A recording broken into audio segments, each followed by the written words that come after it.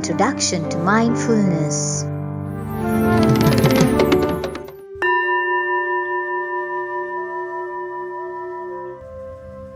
Good morning, everybody. Today we are going to practice mindfulness in our current posture. Now, when it comes to mindfulness practice, we say that we have a monkey mind.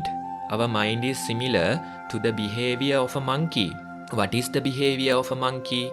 Again and again, it is moving here and there, jumping from one branch to another. This is the behavior of a monkey. Similarly, our mind is also jumping from one thing to another. One mind object to another, it jumps.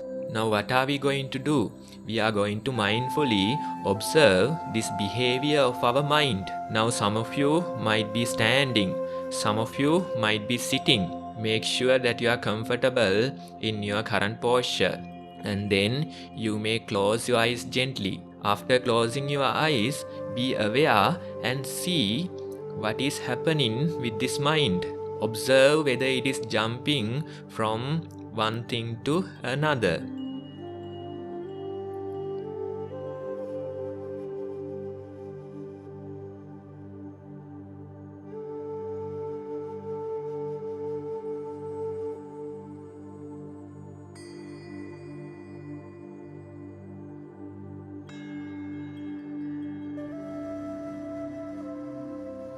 Now when we are aware, we can notice that sometimes this mind is jumping to sounds. Various sounds from the surrounding, the mind jumps to them. Notice how it is jumping to sounds.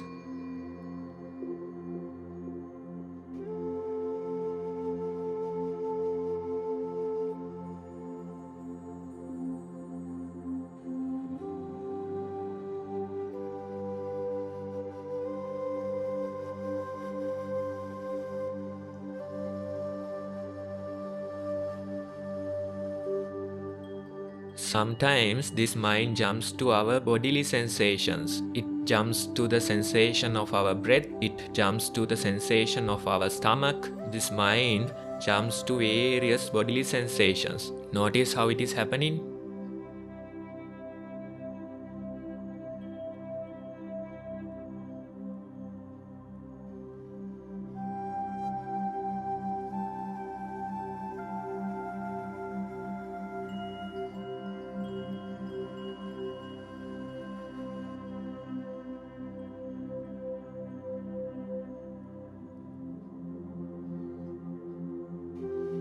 At times, it jumps to thoughts. You may recall various incidents. You may remember various people.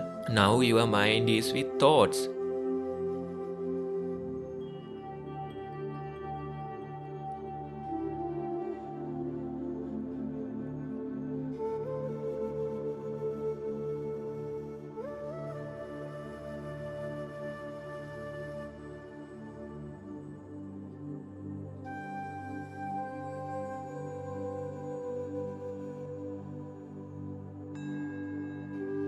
You can see this behavior of a monkey mind. Sometimes it is with sounds, sometimes it is with bodily sensations, sometimes it is with thoughts. Let's take few more seconds and observe how it is jumping from one thing to another.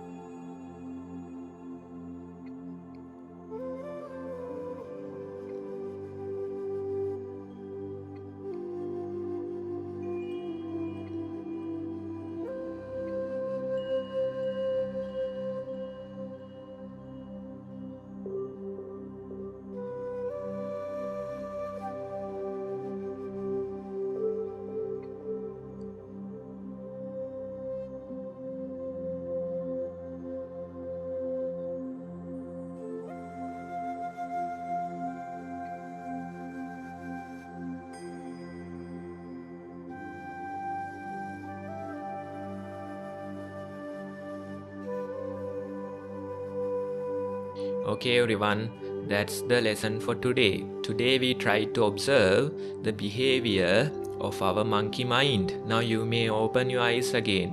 Thank you for joining. Have a mindful day.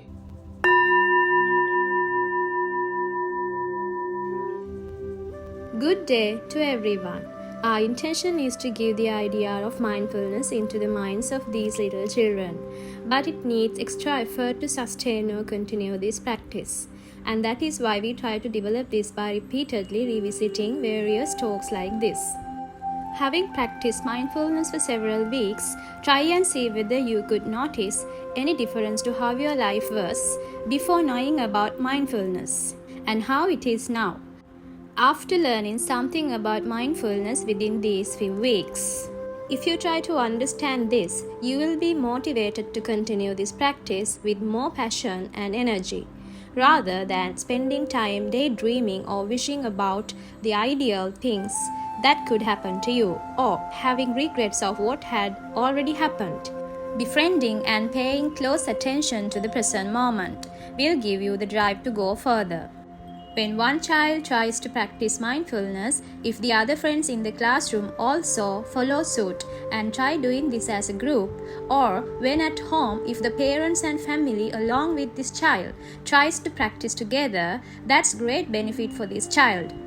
When such attempts are made, the positive results of such facilitation or involvement acts as a great service to this whole world. So we hope the others too will appreciate the efforts taken by this child to practice mindfulness and will encourage it in numerous ways.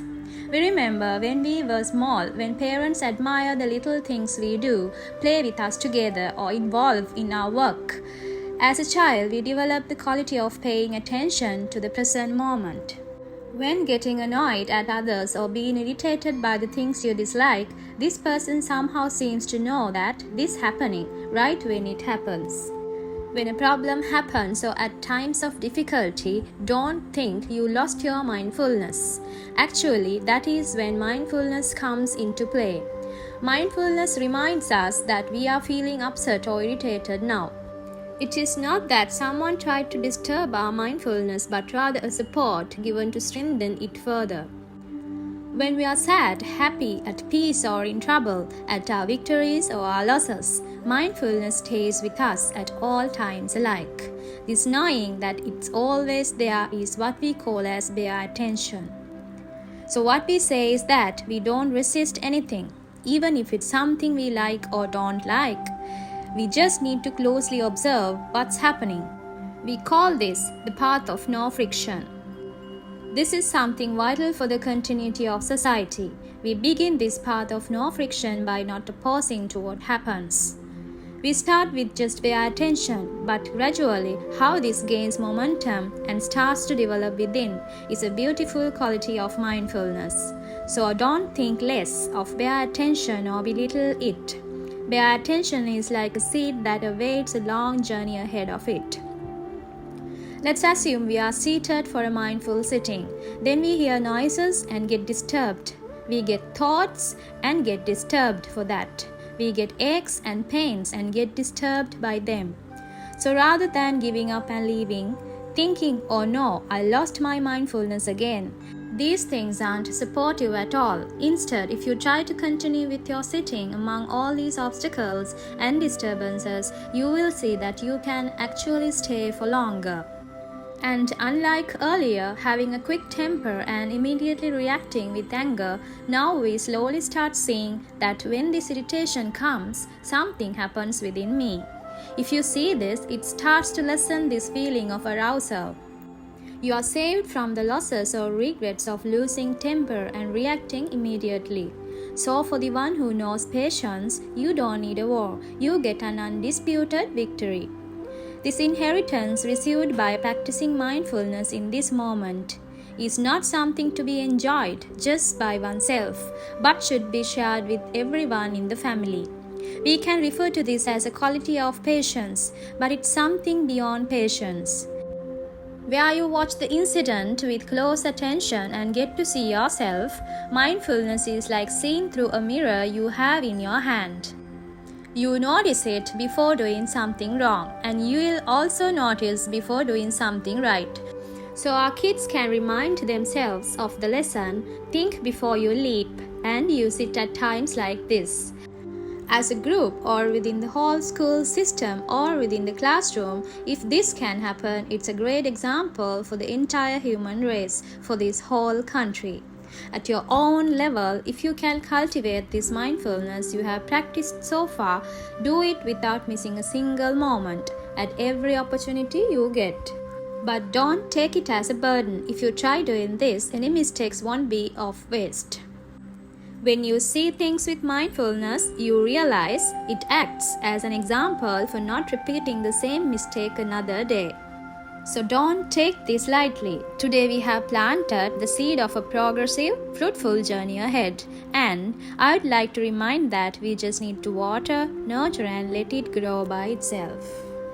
This is a presentation by Sati Pasala Foundation.